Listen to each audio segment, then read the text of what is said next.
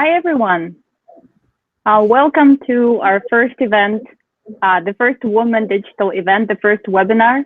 We're super excited to have our guests, the power ladies, the lady bosses, call them however you want. Me personally, I like to think of them as very, very inspiring figures that we can look up to, but also chat very casually and really see what it is about, what their journeys are, and how we all feel working in IT. My name is Julia. I will be moderating this discussion today. We have some questions prepared in advance just to structure this whole conversation. But then at the end, of course, we'll have a Q&A session where our attendees will be able to ask questions that interest them the most. So let's just, should we wait a couple minutes more for more people to join? Because I can see that people are joining as we speak, as I speak. Yes, we can wait a minute or so. Okay, let me just switch to our presentation, and then we can start with some basic things about how this event is structured, how we'll proceed, and what kind of expectations we can set for this webinar. So let's just start with today's agenda, and what we want to discuss. What we want this discussion to be about is the gender gap in the tech world. Because it's no secret that the tech world is dominated by men. It's just the way things are, but women are also a very powerful moving force of this whole environment, and we just want to give the spotlight to the women working in tech to inspire more people to join this field. Number two on the agenda is why we need more girls and women in IT, which is something that I personally am fascinated by, just what kind of potential there is in bringing more women and girls in IT, and what kind of world we can see when the tech world is equally welcome to women and to men equally. Then number three on the agenda is demystifying the tech industry. And what we mean by that is shaping a conversation where to get into the tech industry, you do not need to be this coding genius who started at 8 years old, 11 years old, and just paved their way into the tech world because it's so complicated and it's so it's very high barrier to enter this industry. So we want to demystify that. And then, of course, very practical things, how to get started in tech, what steps can you take, at what age, with what kind of background, and we want to explore that. And of course, in the end, we'll have a Q&A with our guests. And now finally, introducing the guests.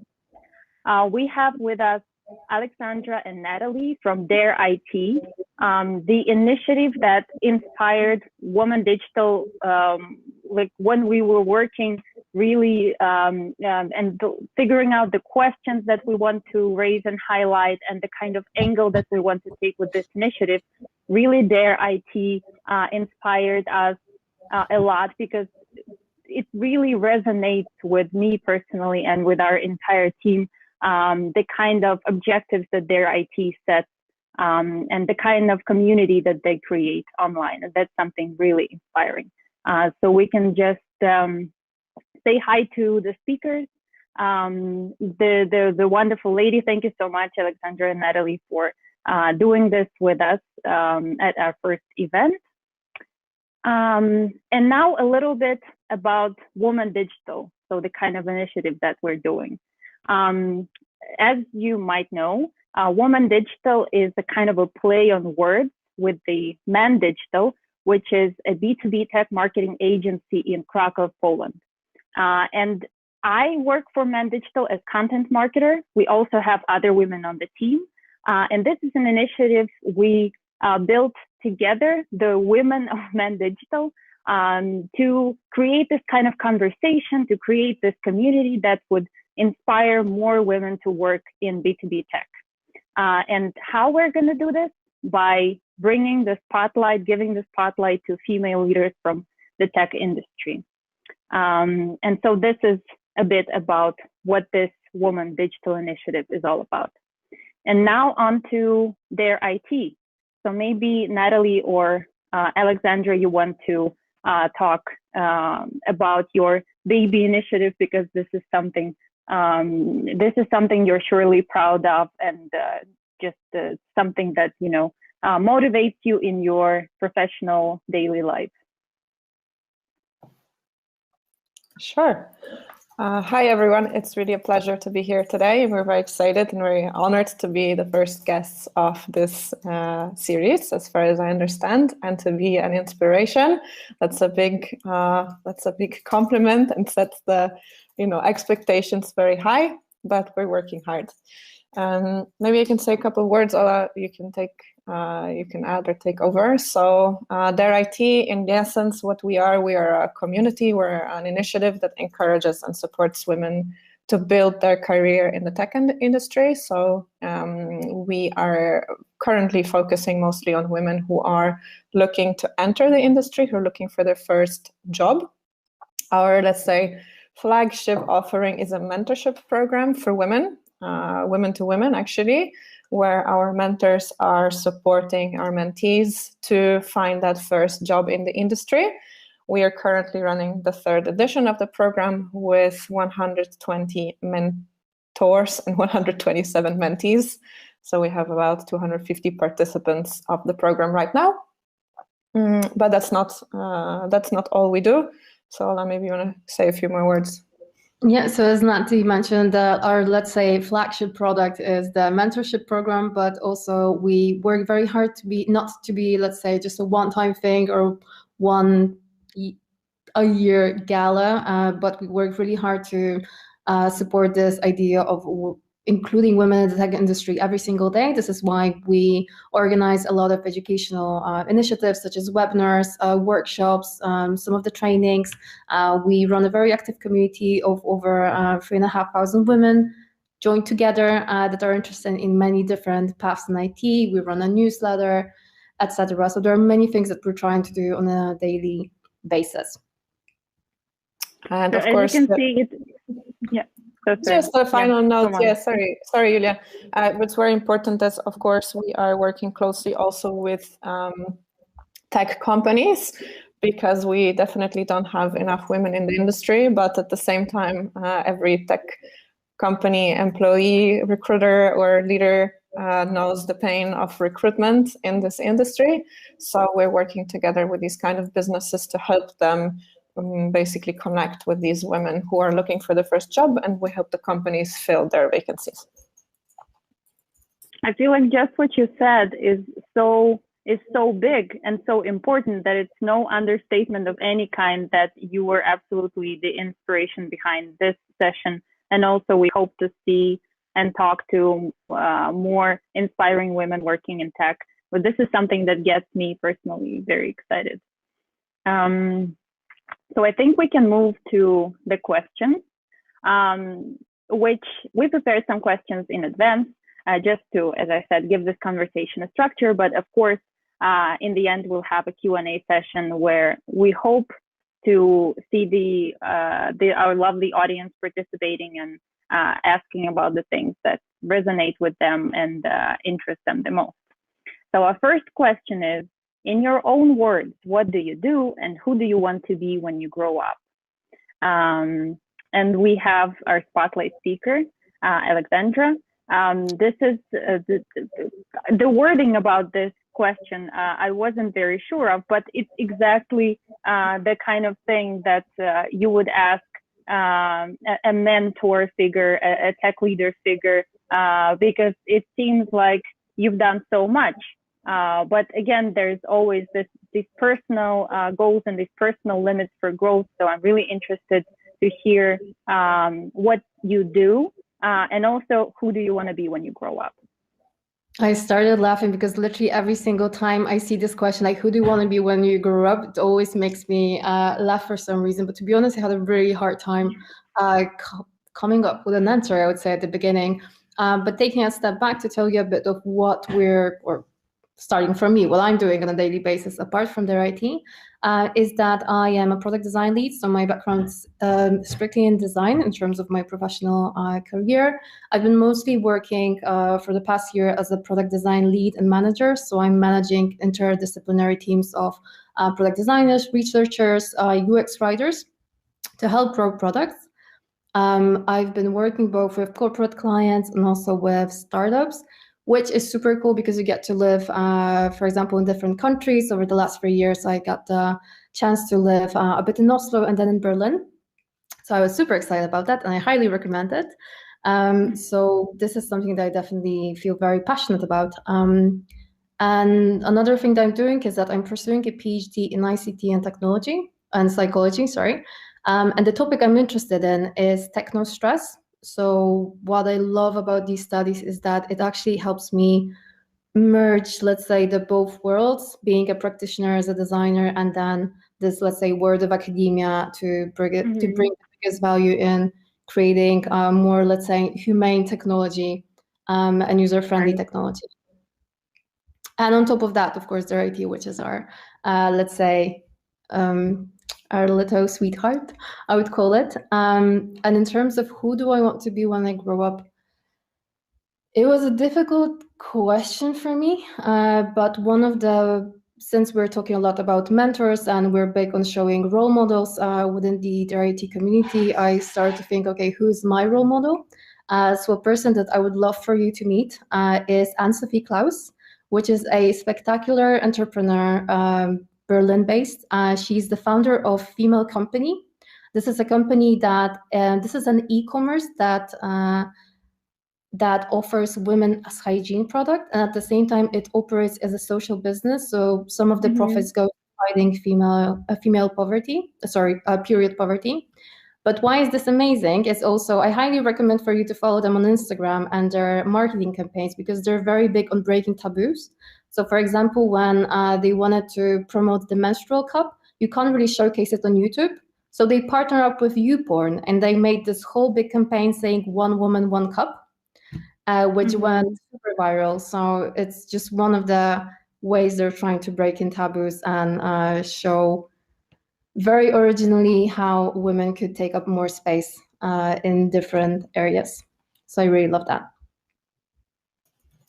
That's so amazing that you both in what you do right now and in what you want to be when you grow up, you bridge two different fields, two different industries.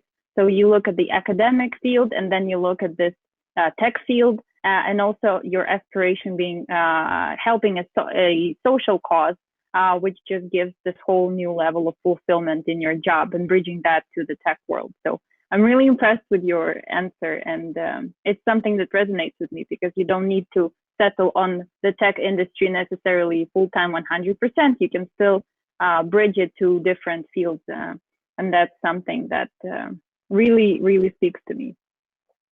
How about you, Natalie?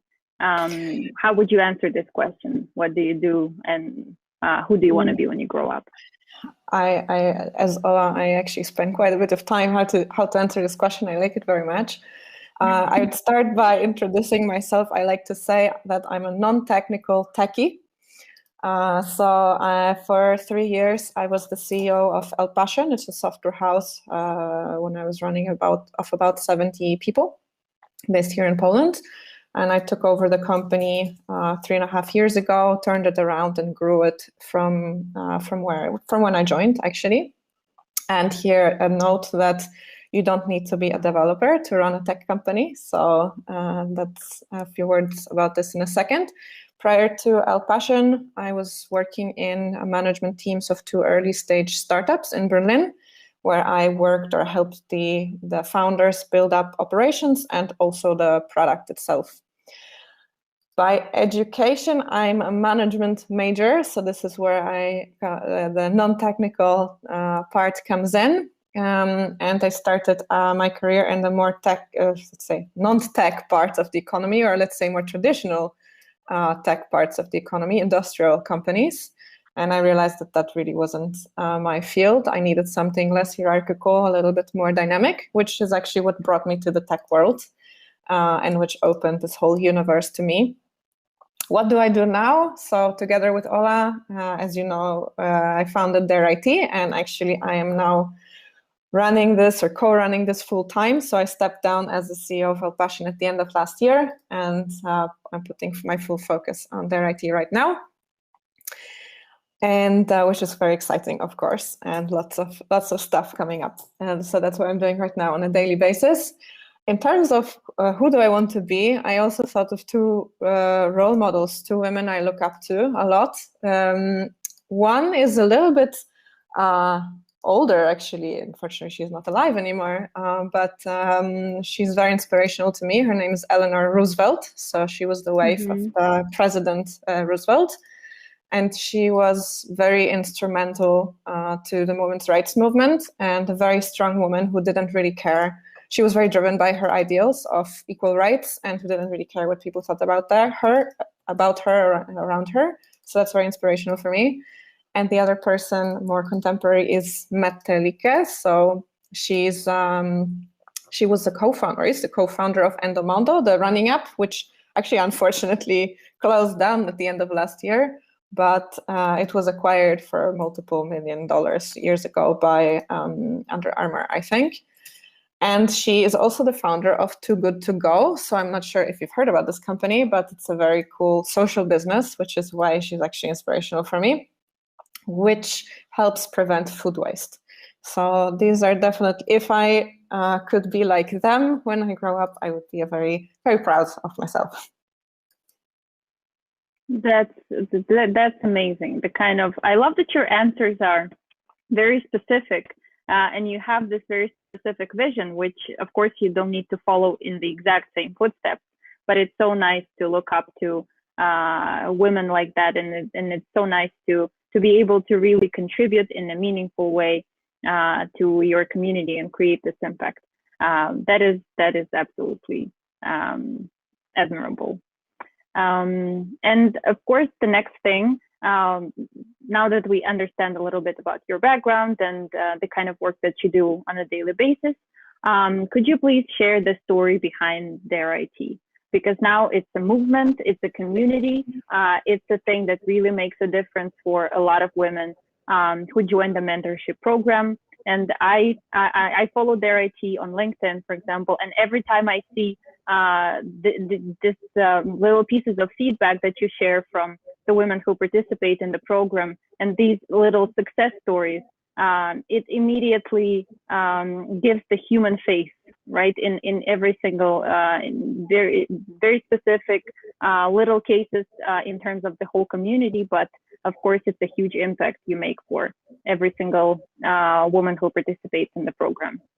So could you please, Aleksandra, share the story, how it came together? I love the name, by the way. I know that it was a struggle to pick a name like this.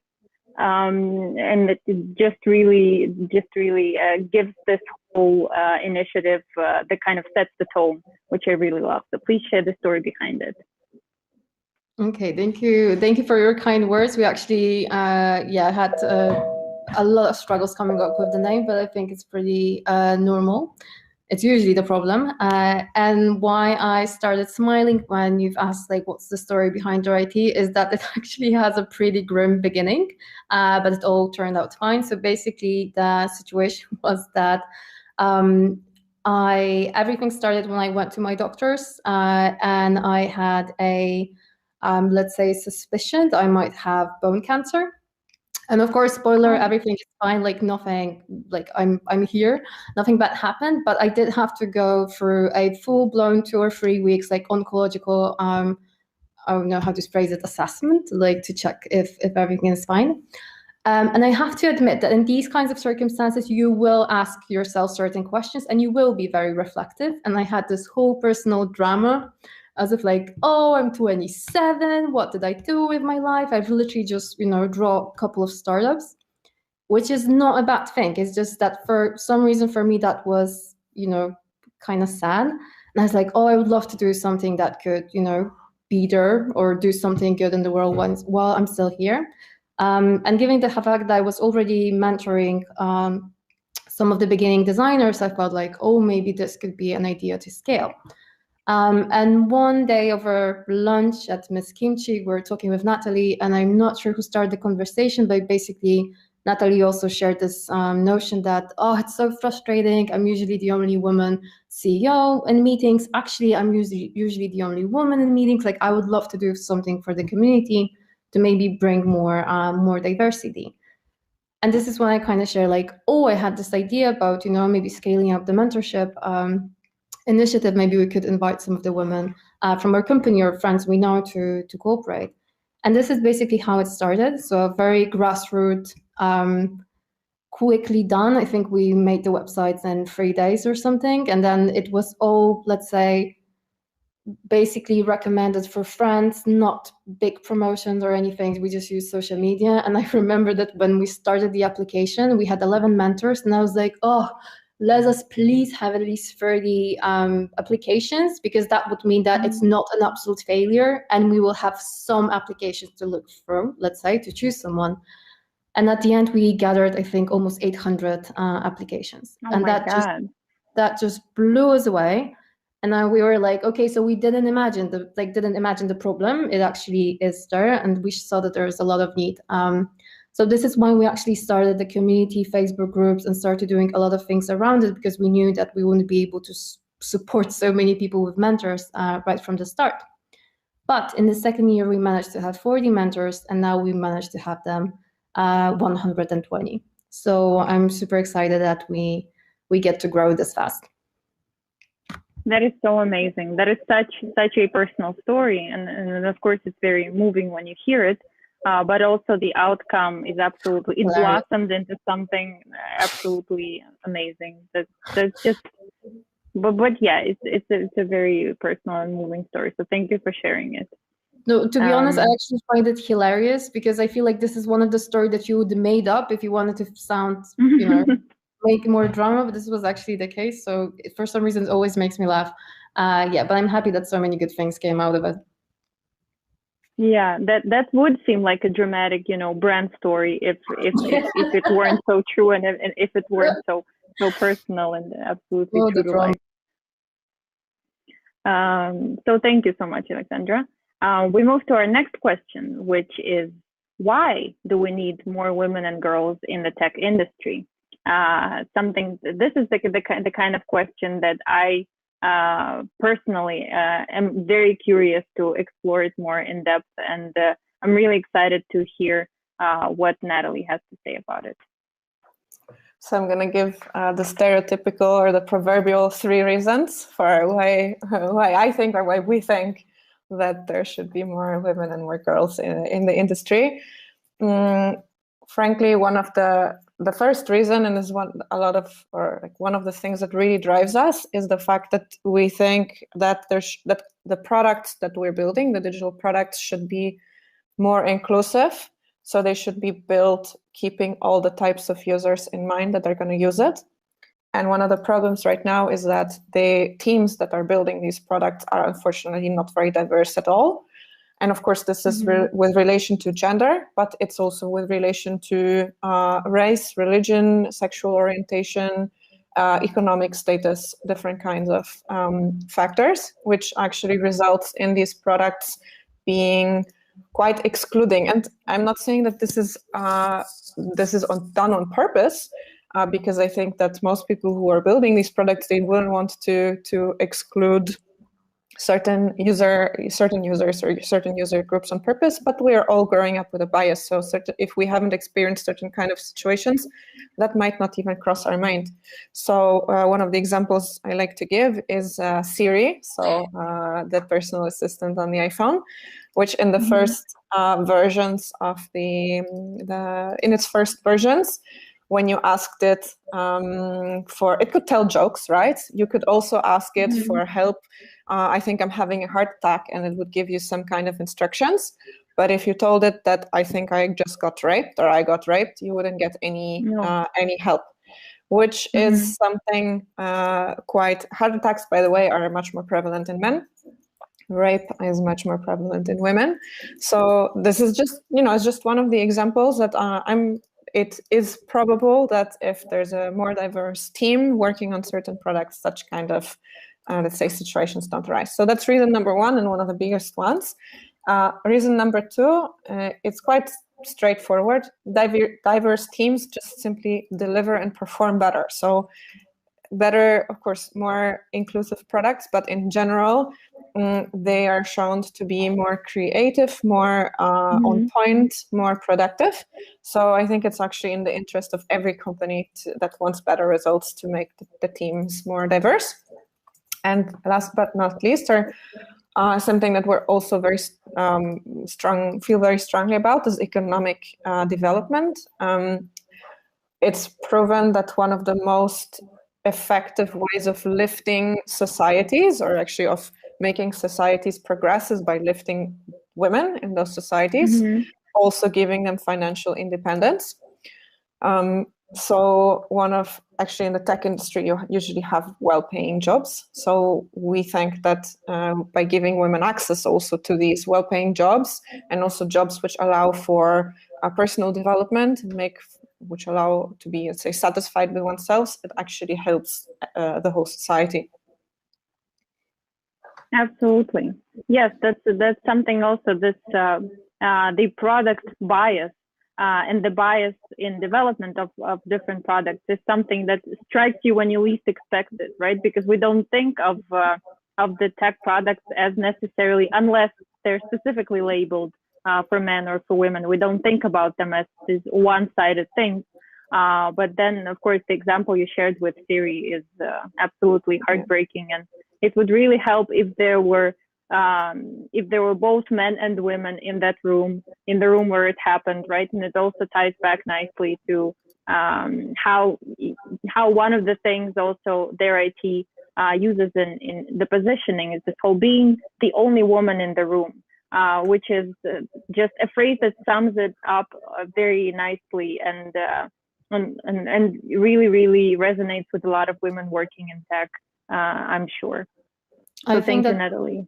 I think that what's also, comes up a lot whenever we talk is that there are certain biases in the world that was designed, let's say, around us, that wasn't always designed, as Natalie mentioned, keeping women and minorities. And we really strongly believe that now, having technology, the power structure might actually get even out, because if we get women to also start designing this digital sphere, we're less likely to be excluded also from these places.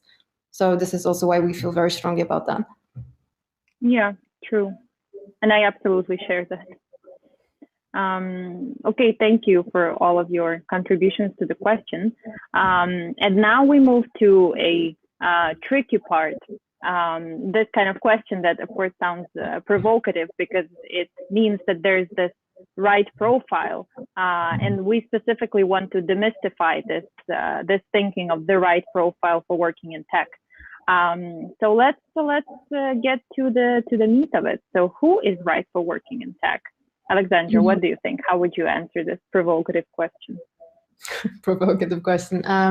So I really share what you said, meaning that we want to demystify tech, and it's also a big part of our activities, because we do believe that that industry itself can be corrupted, let's say, with some of the not very flattering misconceptions or stereotype. For example, as you mentioned at the beginning, like the child genius, nerd, loner, with a computer at home, etc. But actually, one of the biggest, let's say, starting points is, as Natalie said, you don't actually have to be a techie to work in tech. So this is the one misconception, and this is also why what we want to showcase very strongly within our program is that we actually offer 17 different paths that you could start in IT. Like, the industry isn't only about development. You don't have to be necessarily a coder. Yeah. Of course, if you want, amazing. But that's not the only path. Also, not only being a designer, but you can specialize in more in tech. You could be a writer. You could work with content. You could go into sales. Data analysis, machine learning, etc. So all kinds of different actually paths. So that will be the first thing. The second is that I really think it's one of the, let's say, the not so flattering biases had to do with the fact that oh, you're probably gonna work alone on a computer, etc. You actually have to have a lot of communication skills, because most often than not, you're gonna be a part of the team. And I think those kinds of soft skills sometimes tend to be somehow overlooked in tech, but actually being communicative and creative, as cliche as that might sound, it's a very strong asset, but also that's also one of the transferable skills. So if you're a career changer, if you're in any other industry, you could already try to assess your the type of soft skills you might have, which could also be very helpful for the industry. But when I did try to think hard, okay, like, would there be any type of profile that I could, let's say, recommend or talk about here with you? I would say that it definitely is an industry for people that are curious, but in a way that they don't have a problem with continuous learning, because this is something that you have to be very focused on in tech, because things change so fast that if you're, let's say, not in the loop for some time, even, I don't know, a couple of months, so many things might change. You might have to relearn certain things. Like me as designer, I've worked with 4 different tools, let's say, even design, so some of the small things, but also technology changes very fast, the trend, the landscape, etc. So actually you have to learn every single day. So if you're not this type of person that like to do it, or doesn't like to dive into new follow-up news, etc., maybe that's not an excellent path. One of the phrases that I picked up, I'm sorry, Natalie. Go ahead, I'll jump in after. So just a small comment. One of the phrases that I picked up from a recent webinar at WO.MAN.DIGITAL, it was this intellectual curiosity. And I loved it so much that it just stayed with me, just stuck with me. I now use it every other day with this whole intellectual curiosity, because it just sums it up so perfectly. And I feel like that's the kind of curiosity that might be, if we can call it a requirement. Of course, it's not the thing you can see on a CV. It's not a thing you can measure right away. But also, yes, it's this kind of thing that makes you naturally belong to the tech industry in one way or another. Yeah, one thing to add, or actually 2 things based on what Ola said, is that from what I've seen, is typically female actually approach this notion like, oh, I'm more of a creative type, I'm very bad at math, I'm not such a rational or logical thinker, so I better go into arts or something like that. The tech world for sure isn't for me, and this is definitely a notion that I'd like to demystify. It's not true.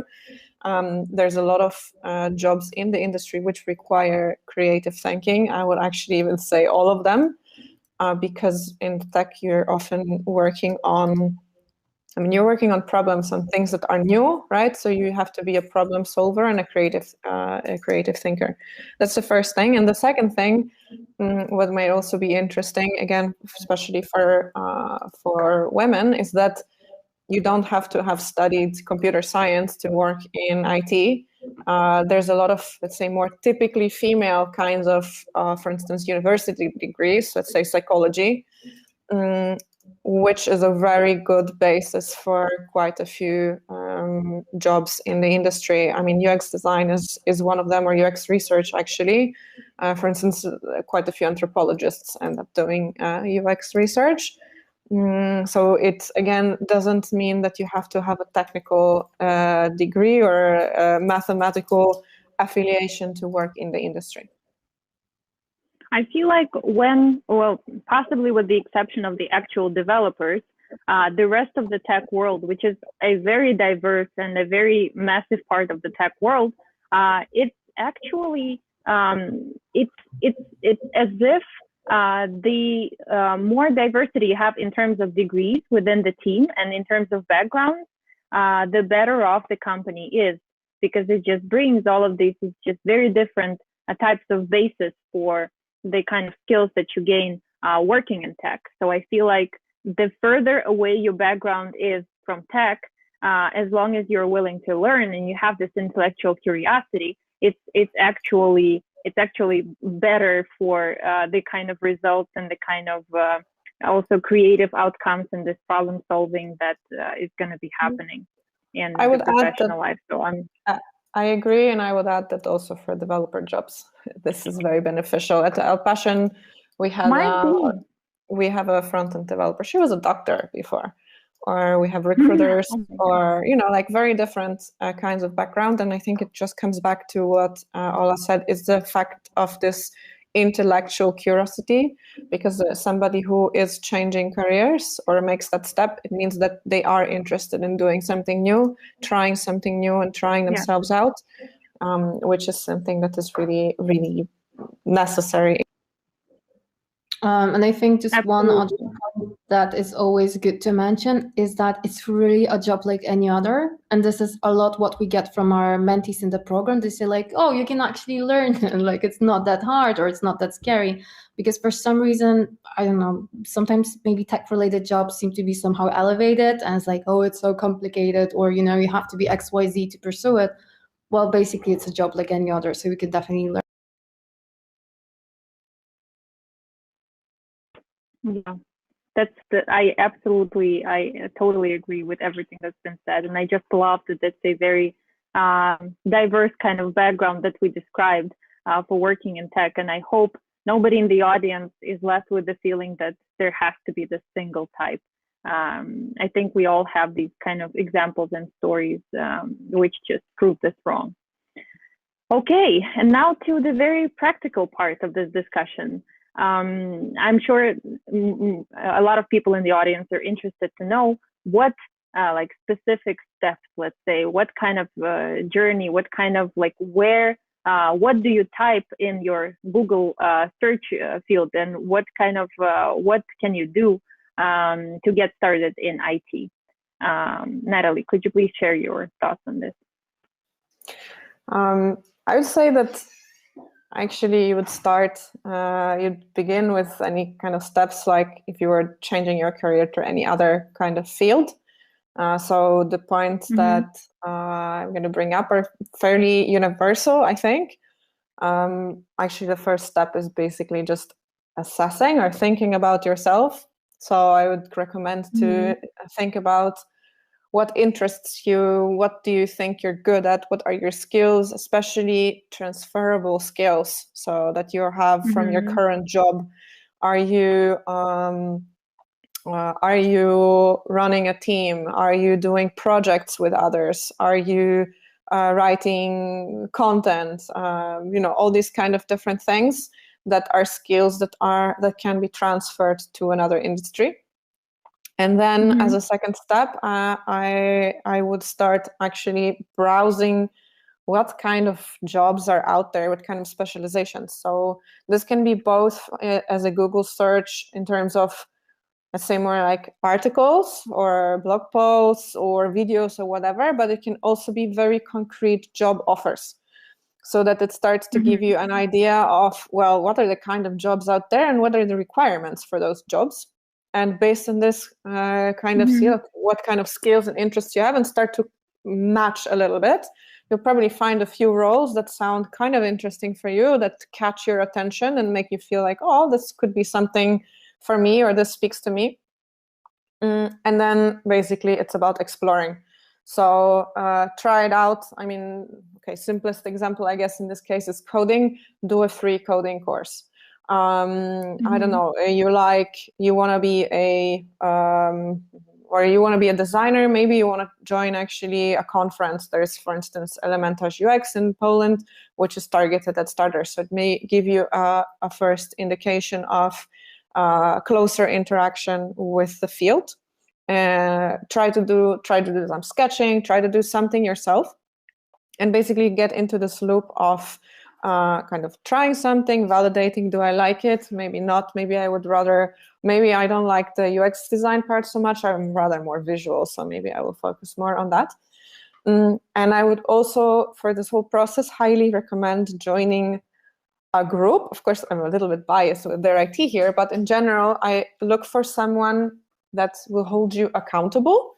but that maybe even is going through a similar thing as you. So I mean, there's some ways to do this again, and that's why I recommend joining these kind of groups where there are people who are going through the same thing as you are. You can form some kind of, either you get an accountability buddy. So this is the concept that, you know, you kind of tell each other, this is my goal. I don't know, I want to finish my portfolio by the end of this month. And your buddy is going to be the one who either says, oh, I have the same goal, so let's, you know, hold each other accountable. Let's check up on the progress as we go. Or you could, for instance, create a mastermind group. So this is a group of peers where you can talk about your challenges, or again, also share your goals and be there kind of for each other. It's very powerful. Ola and I were actually in a mastermind group ourselves. A few words about that later. And last but not least, start applying. So don't wait for the perfect moment. And of course, also expect that there will be no's. There will be, you won't get that. I mean, if you get the job in the first go, you're very lucky. But one of the things is that, especially for women, we just wait too long until we're perfect, or if we feel we are 100% prepared, and it just takes very long. So again, this is very generic. So like kind of like any other career change. So what's different for the IT world in particular, I would say, is that there's really a million different types of jobs in this industry, and there's new jobs coming up basically every year. So if you think data scientists a few years back didn't exist as a job, so this is changing. So it's highly likely that you are going to find something that fits your interests and skill. It might take a little bit longer because it might be a bit more niche, but I'm pretty sure there is something that will fit you. And one of the advantages of tech companies is that the thing that brings them together is the fact that they use technology software, right? But in the end, they span so many different industries. If you're used to working, I don't know, in fashion, well, then in the end, you're going to work for companies that either sell clothes, bags, shoes. Well, if you work in tech, you can work for a fashion company, you can work for an automotive company, or you can work for a company that, I don't know, does cybersecurity, right? So this is very broad. This is an advantage. And last but not least, there's a million online resources about this field. It's one of the actually very nice things about the industry. It's very much about knowledge sharing and helping each other, or maybe helping is too strong of a word, but it is about an online community. So you may know Stack Overflow or these kind of forums. So people really ask things and others answer, which is very particular for this industry, and which makes it in a way quite accessible as a career change, let's say, target. Actually, in terms of the resources that you mentioned, that was one of the points I wanted to make, as if like, if you want to start, don't get overwhelmed. I mean, you will get overwhelmed with all the resources, materials, educational, blah, blah, because there's just so much. And sometimes you might think or get a bit, maybe not stressed out, but just like overwhelmed and feel like, oh, how am I to assess like what I should actually learn, or what's the quality of the learning materials? And this is also when joining these kinds of groups, either on Facebook, LinkedIn, I don't know, any kinds of forums, could be very helpful, because there are a lot of people that just went for a similar, as Natalie mentioned, for a similar path, and can just already recommend you like, this is maybe where we could start. So that's also very helpful. And also, as Natalie mentioned, in terms of all these learning resources and, you know, different. I remember this kind of. Sorry? I think there's a lag. I was just saying that I remember this kind of life hack, a blast from the past. So if you want to sustain a habit, if you want to push yourself and do something, make a bet with somebody, like make a bet with a friend, and then you'll have this motivation, you have the stakes get high. But I never liked this whole conception of making a bet. And what I really love about what you said is joining a community, getting a mentor, but not really a mentor, a body type of person, just somebody to be there by your side, hold you accountable when needed, but making it all about a community, and really learning from the people and motivating each other and pushing each other when necessary. I really love that point that you made. Yeah. Okay, so we're moving to the next question, which is, what was your journey in tech? because of course we are very interested to hear the stories, to hear the type of path that you had. So Aleksandra, could you share with us your story of coming to realize that you want to work in tech and then working in tech? I think that my story fits quite well with what Natalie said in terms of like, think what might be interesting to you and then just go test it out as soon as, try if it's really that, and then if anything, move forward. So my journey, let's say, wasn't probably as obvious because I actually started out wanting to go into fine arts, which thank God didn't happen because I would apply for painting and God knows where I would be at the moment if I ended up being a painter. So amazing. But I ended up in the business industry in a way, but I still wanted to merge it with the art concept and art dealership. So at every stage I was like, oh, art, maybe I would try working in an art gallery. So I tried that, and that wasn't really 100% as I would imagine. So I ended up doing some marketing and copywriting for art museums and design museums, and I felt like, oh, PR and marketing is really interesting, but it's not really that. So I had a couple of loops, let's say in my early 20s, of trying to figure out what are the things like I could do. And I was very torn. I don't know if anyone could relate to that, but from the listeners, but for example, I had things or areas that interest me so much, but then I kept hearing like, you have to focus on one thing, you have to focus on one thing. And it was very difficult for me because I had a business background and I found business very interesting, but at the same time, art and design was always the thing that I loved most, but at the same time, I was super interested in psychology. And then the moment when I saw this famous, let's say, Venn diagram that actually shows that you have the business, the design, also the tech side, and psychology, and in the middle you had UX, that this is the, let's say, path that merges all of those interests. I literally, that was like a sign for me. I was like, this is amazing. So there's actually a job, because I didn't know previously that you could be that. I've never heard the term UX designer before. So it was an absolute miracle for me that there actually is one thing that merges all my interests. So this is actually how I started pursuing it. Working with in product companies first, and then moving slowly into software houses and startups. But actually how it started is that, as Natalie said, it was constant, let's say, try and error iterations of finding like, what are the things that I would like to do, what is it that interests me, and try it out as soon as I can. And then, iterate if necessary.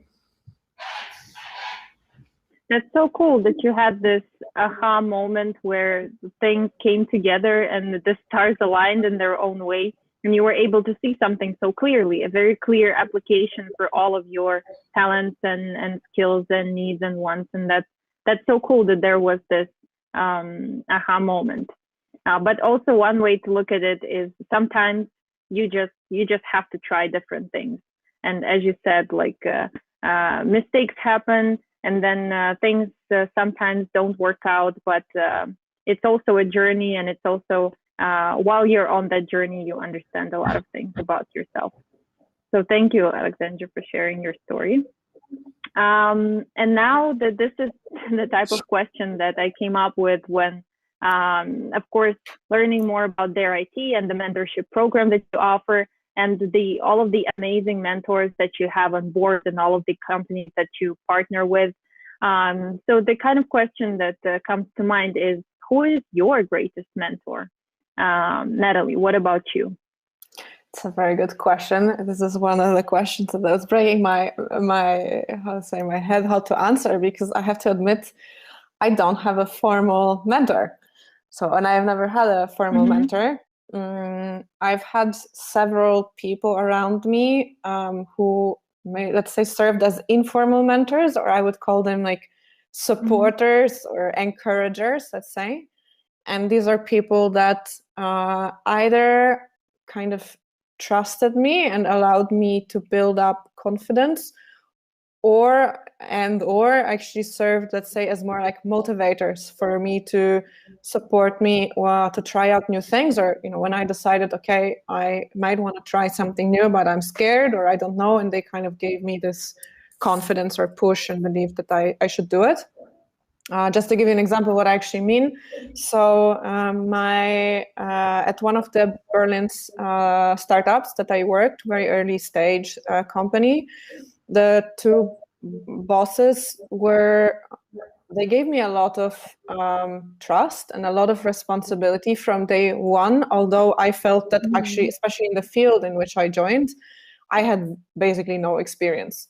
And from day one, they literally just pushed me to do it. And they're like, yes, we believe you can do it. Just do it. And it helped me build the confidence, to be honest, that later also helped me to step up to the role of CEO at Passion. So I was 27 when I stepped up. I clearly didn't have any CEO experience before, but I had a few experiences in my previous jobs where I was put in a situation where it was completely new. And and so this kind of maybe you could call them mentors. That's why I just call them informal mentors. They trusted in me, and they kind of gave me this push. And to be honest, I'm trying to pay this forward also myself. So at El Passion, I was also trying to get maybe some younger people and to just give them some responsibility and especially the trust. So apart from this, as I said, mentors have come in different shapes.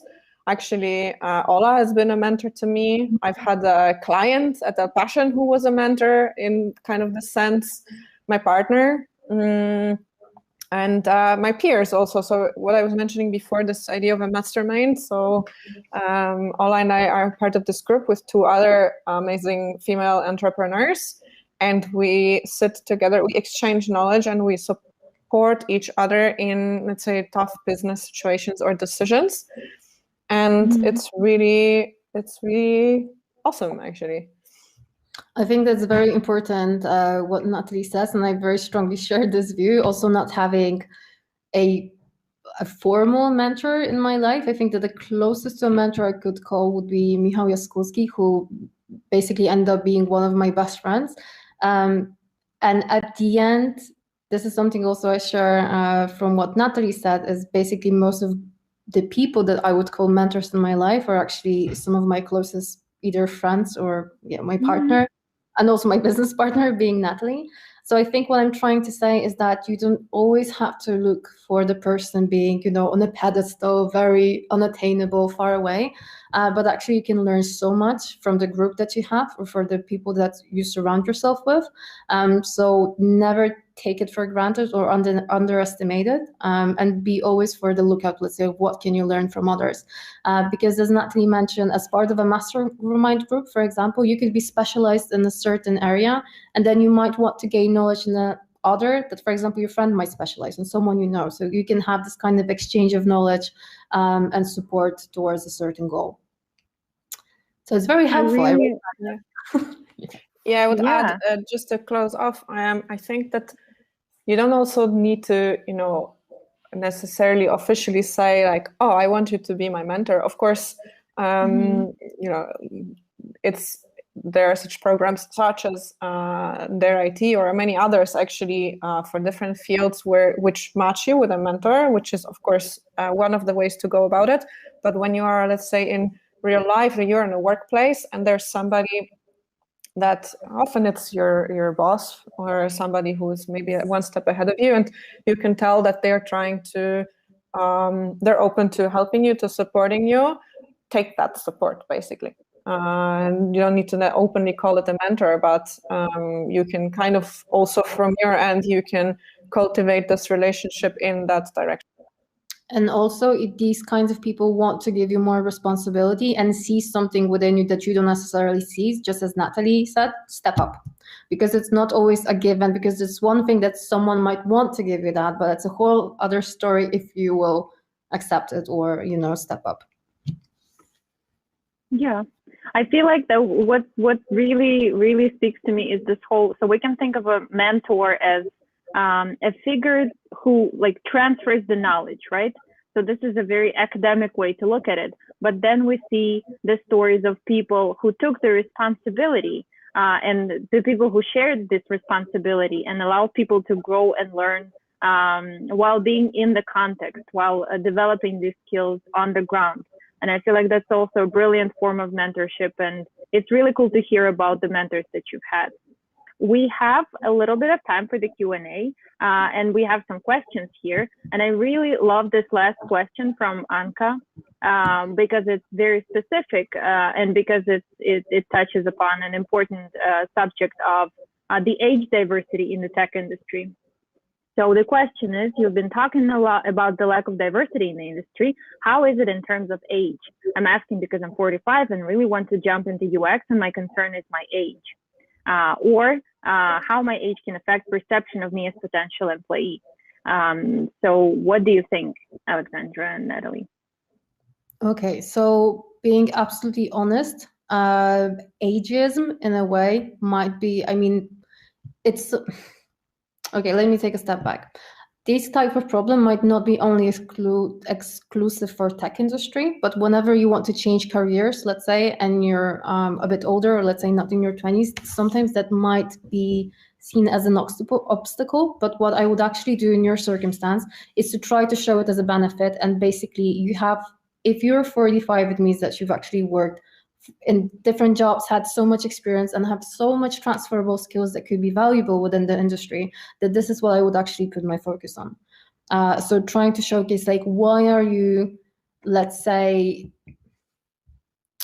a good investment to make? Because we have to remember that regardless for the industry or the type of job you would like to get, if you're a starter, if you want to be a junior, an intern, an entry-level position, the company always sees you an investment, because let's be honest, you're not going to bring a lot of value right from the start, but they need to see something in you that makes them want to invest in you and make a bet on you. So why they should bet on you? Like, why does make you different? Like, in what way do you stand out? In what way you're more motivated, hardworking, showing initiative than other people that might be younger? So I think those are the things that are important to think about regardless of your age, industry, or career path. But this is how you kind of have to start thinking about that. That would be my recommendation. Yeah, I would add two things. So I don't want to sugarcoat it. So just as there is sexism, there is ageism in the IT industry, and you will unfortunately run into situations where your CV will be just taken out of the pile because of your age. This is unfortunately the case. At the same time, I do think that there are employers who do value this. So I wouldn't take it as a reason not to try it, especially because if you're considering a change, I would assume that something isn't making you happy where you are right now. And I assume that that might be difficult to change in the future. And then, well, changing at 55 is harder than at 45, right? So if you want to change, then now is the best time to change rather than wait. One other thing to build on what Ola said, what you could also try is to just openly address this fact. Of course, you would have to pass the first screening step, which is often the hardest, but you could address the fact, I know I'm a different age than most starters that you see, but these are the reasons why, as Ola said, I'm worth your investment. It's also worth mentioning that you do not have to show your age when sending a CV, etc. So it's also a must. I mean, you will probably see it from the fact that there's been quite a bit of experience. So that's there, but even on the CV, you can, add a little summary at the top. So you can maybe add a short note of why you're changing or why you're worth the investment, as Ola said. And I think that also what's important that Natalie mentioned, that making change in 10 years is so much, more difficult than making it now. And to be honest, we also, I mean, I understand it, but it always brings a smile to my face when I have people in their 30s saying like, oh, but isn't it too late to change my job, for example, at this age? And I'm like, girl, if you're gonna work till 65, which is probably the age that most of us are gonna work, you still have 35 years ahead of you. Like, you don't want to be miserable at the job that you're at. So for any reason you're not satisfied with the job you're having now, I would still, as Natalie said, being afraid of ageism isn't a good enough reason for not to try it. And also the tech industry is so recently huge and accessible. And so it's not a thing we had on the same scale 20 years ago.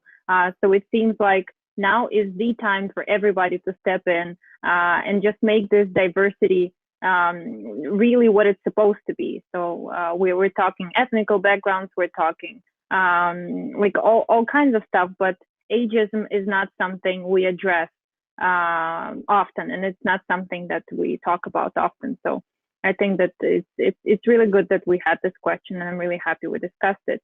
We're running out of time, but we have a question. We have a couple of questions from the WO.MAN.DIGITAL team, but there's the one question from Romeo, our founder, which I feel like we need to address, because that is just paves the way for future conversations that we have, and also the specific steps that we might take. How can I empower more women, diversity in the tech industry?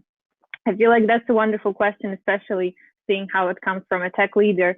Like, what do you think, Natalie and Aleksandra? Like, what kind of guidance and what kind of instructions can we give to tech leaders who want to employ more women and who want to make the tech industry diverse, and they also have the capacity for it? You want to go, or should I start? Okay. I would say there's no golden formula. I think if somebody had found the answer to this question, they would be very famous and probably very rich. But there's a few things that we've seen working in their IT, and I can maybe share also from my experience at El Passion. So one thing that definitely worked, or I saw having an impact in terms of the increase of diversity in the company, was the fact that there was me as a CEO, or in another way, there's a woman in senior leadership. So the fact that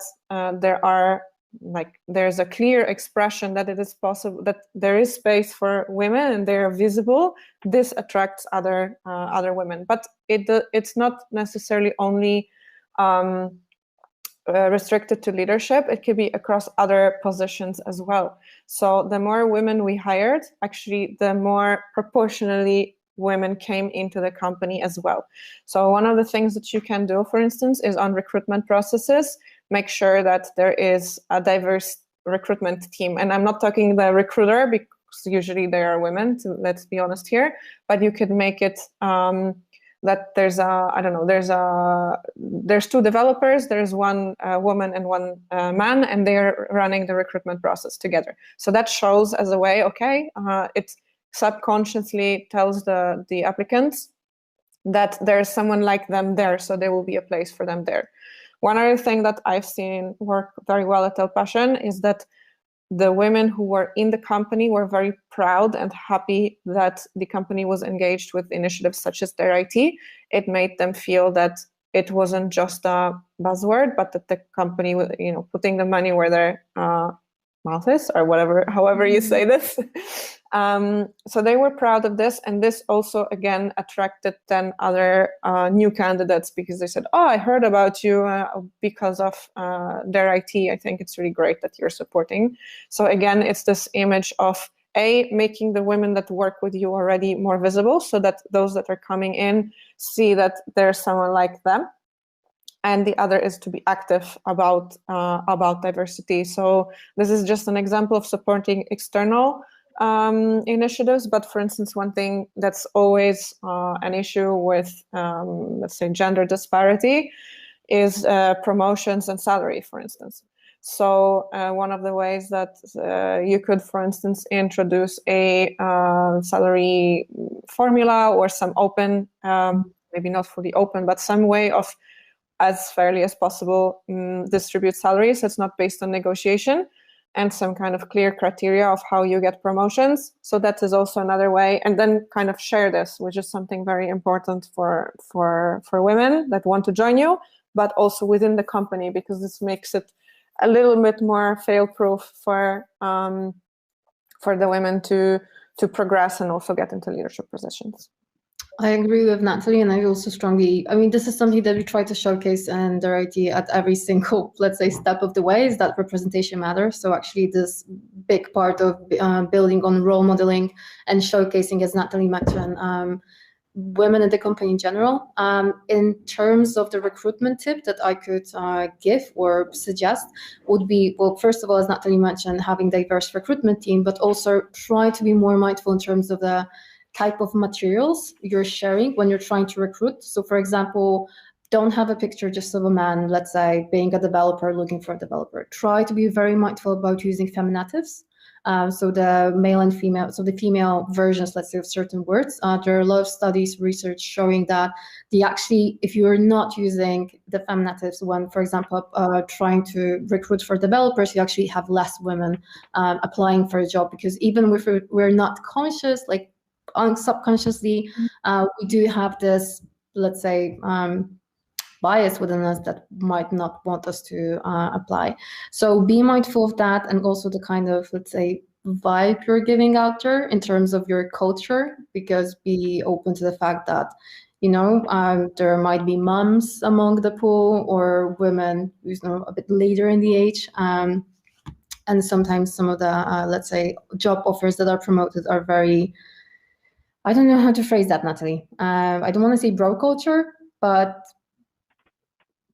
yeah, not super inclusive. Yeah, they speak to a certain type of profile, I'd say, and they don't speak to others. So there's some interesting studies that show that also, for instance, if you have the title developer and you include in brackets female, male, other, this will increase, as Ola said, this will increase the application rate of women rather than just writing developer, although you would think that, well, developer, there's no gender attached to it, right?